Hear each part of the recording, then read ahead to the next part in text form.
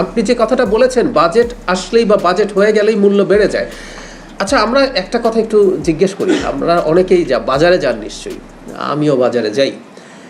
বাজারে জিনিসপত্রের দাম, বিশেষ করে কাঁচা বাজার সবজির মূল্য, আমি দেখি বেশ তুলনামূলকভাবে নিয়ন্ত্রণে আছে অনেক সময়ের তুলনায়। আমি এই কথাটা বলতে চাইছি, এই প্রবণতা আছে, এই প্রবণতা রিভার্সালও শুরু হয়েছে। এখন ভর্তুকির সংকটটা আপনি খুব ভালোভাবে নিশ্চয়ই জানেন। আমরা যখন ভর্তুকিতে এত বেশি খরচ করে ফেলি, সরকারের কিন্তু আরও অনেক উন্নয়ন প্রকল্প আছে এবং সামাজিক নিরাপত্তার প্রকল্প আছে। আমরা স্বাস্থ্যের ক্ষেত্রে বড় ব্যয় করতে চাই, শিক্ষায় চাই এবং সোশ্যাল সেফটিতে, আপনারা ফার্মার্স কার্ডের কথা জানেন, আপনারা ফ্যামিলি কার্ডের কথা জানেন। সো ওগুলোর ব্যয় সংস্থানও তো আসলে আমাদেরকে করতে হবে। আমি এটা আপনার সাথে যোগ করি, যদি কিছু মূল্য বাড়েও এটা উচিত হবে না, সরকারের বাণিজ্য মন্ত্রণালয় এই ব্যাপারে সতর্ক থাকবে।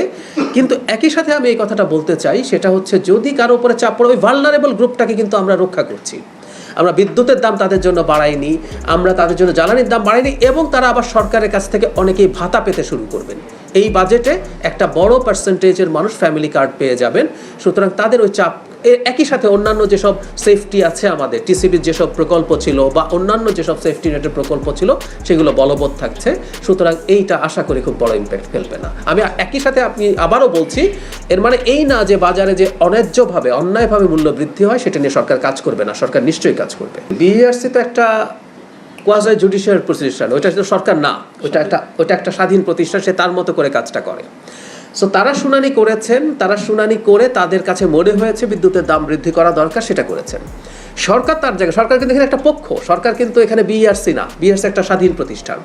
সরকার মনে করেছে এর পরবর্তীতে যে সরকার এই গ্রুপটাকে আসলে সরকার একটা সেফটি দিতে চায়, তার চাপ কমাতে চায়, তারপর সরকার আসলে এই ব্যাপারে অ্যাপিল করেছে।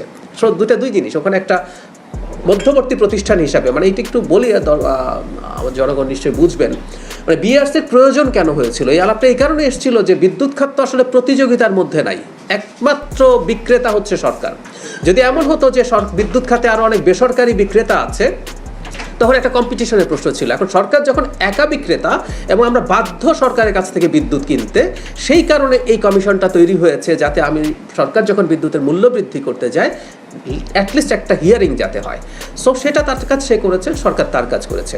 আপনি সিন্ডিকেটের কথা যেটা বললেন, একটা জিনিস আপনি নিশ্চয়ই বুঝবেন, বিদ্যুতের মতো এত সেন্সিটিভ এবং সফিস্টিকেটেড একটা ব্যাপারকে একটু সেন্সিবলি হ্যান্ডেল করতে হবে। একটা দেশের পুরো বিদ্যুৎ ইনফ্রাস্ট্রাকচার যেভাবে তৈরি হয়েছে ওভার দ্য ইয়ার্স, 3 মাসের মধ্যে খুব রাতারাতি পরিবর্তন করে ফেলা আসলে যাবে না। এজন্য দেখবেন আমাদের সরকারের এই ব্যবস্থা আছে, এই চেষ্টা আছে, অল্টারনেটিভ আরও বিদ্যুৎ কেন্দ্র, অল্টারনেটিভ আরও এনার্জি এবং এনার্জি ইম্পোর্ট করা, এনার্জি খুঁজে বের করা, জ্বালানি খুঁজে বের করা, এই চেষ্টাগুলো আছে। এবং এটা একটু সময় দিয়েই করতে হবে, কারণ এটার কস্টটা যদি আপনি চিন্তা করেন যে খুব ড্রাস্টিক কোনো স্টেপ নেওয়ার জন্য যদি বিদ্যুৎ সিস্টেমে খুব সিরিয়াস ডিজাস্টার তৈরি হয়ে যায়, সেটার ইকোনমিক এবং সোশ্যাল ইম্প্যাক্ট অনেক বেশি হবে। 75 পর্যন্ত আমরা বাড়াচ্ছি না, কিন্তু যারা ফ্যাক্টরি, যারা বিদ্যুৎ দিয়ে বিভিন্ন কিছু উৎপাদন করেন, ব্যবসা করেন, তার বিদ্যুতের দাম বাড়বে, কারণ তার চেয়ে বেশি ব্যবহার করেন। That's for sure. এজন্য এই কথাটা বলেছি, মূল্যবৃদ্ধির একটা প্রবণতা তো আছেই। সেই কারণেই উনি প্রাথমিকভাবে ডিরেক্টলি এফেক্টেড হলেন না। একই সাথে যেটা বলছে, এই ভালনারেবল মানুষদের জন্য আমাদের ওই জন্য সোশ্যাল সেফটির প্রোগ্রামগুলো আছে। মানে বাংলাদেশ, জনাব তারেক রহমান আমাদের প্রধানমন্ত্রীর নেতৃত্বে একটা ওয়েলফেয়ার ধরনের অর্থনীতির দিকে এগিয়ে যাচ্ছে। সেটা নিয়মটা এরকমই, সেটা হচ্ছে রাষ্ট্র তার জায়গা থেকে কাজ করবে এবং সেখানে সবচেয়ে খারাপ যে মানুষগুলো আছে তাকে as much as possible support দেওয়া। সেটা শুধুমাত্র এই কার্ড দিয়ে টাকা দেওয়ার কথা না। ধরুন আপনার একটা ভালো হেলথ বেনিফিট, আমি প্রসঙ্গে যোগ করে রাখি, আপনারা অনেকে হয়তো এই ডেটাটা জানেন, WHO ডেটা, চিকিৎসা ব্যয় মেটানোর জন্য প্রতি বছর বাংলাদেশে 65 থেকে 70 লক্ষ মানুষ দারিদ্র্যসীমার নিচে নেমে যায়। আমি যেহেতু ডাক্তারি প্র্যাকটিস না করলেও আমি আমার চোখের সামনে দেখেছি, মাঝারি মানের একটা অসুস্থতার জন্য আপনি ওষুধ যদি কেনেন, এমনকি সরকারি হসপিটালেও যদি ভর্তি হন, টাকা ধার কর্য করে এমন পরিস্থিতি হয় পরে কয়েক মাস বা বছর যাবৎ দেখা যায় তিনি ঠিকমতো খেতে পারছেন না।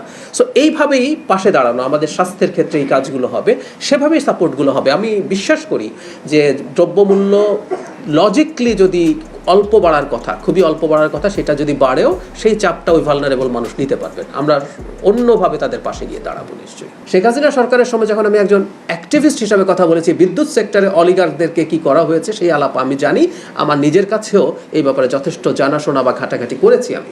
সেই কারণে বলছি, আমরা অল্টারনেটিভ, মানে প্রথম কথা হচ্ছে আমাদের দেশে জ্বালানি, আপনারা খেয়াল করেছেন আমরা অফশোর মানে গ্যাস উত্তোলনের জন্য অলরেডি কাজ শুরু করেছি, আমাদের অনশোর যা আছে সেটা করব। একটা কথা মনে রাখতে হবে, পৃথিবীর জ্বালানি আমরা যদি নিজের উপরে মোরলেস ডিপেন্ডেন্ট হয়ে পড়তে না পারি, যদি না পারি সেটা করতে, আমাদের জ্বালানি নিরাপত্তায় ঝুঁকি আছে।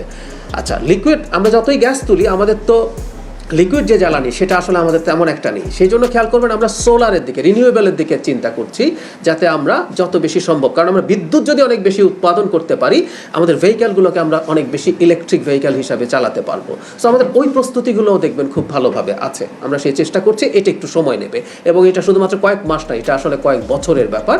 সরকার সেই ব্যাপারে কাজ করছে। আমি আশা করি যে এই সরকারের যে মেয়াদ যত আগাতে থাকবে, দেখবেন এগুলো ভিজিবল হতে শুরু করে।